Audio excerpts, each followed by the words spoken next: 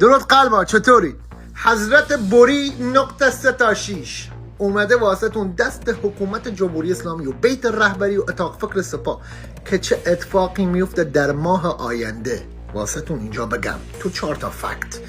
حکومت جمهوری اسلامی تو مذاکره شکست خورده، اما به خاطر بقای خودش مجبور تن به این کار بده.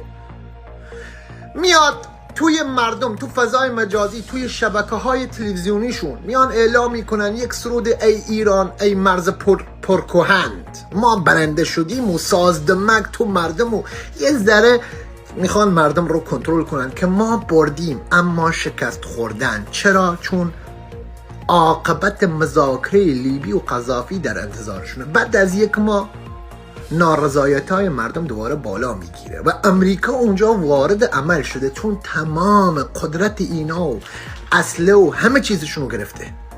بعد امریکا این صلاحیت رو به اسرائیل میده که اسرائیل بزنه، تمام سران اینها رو حذف میکنه اسرائیل، چون حکومت آخوندی 46 سال واسه خاورمیانه دردسر بوده و در آینده هم دردسر هست و این حاکمیت باید از بین بره به هر شکلی شده.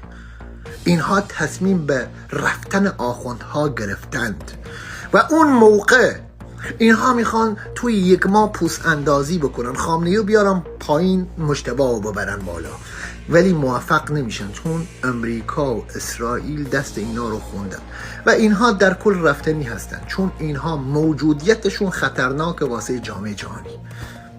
دوستتون دارم، بدرود.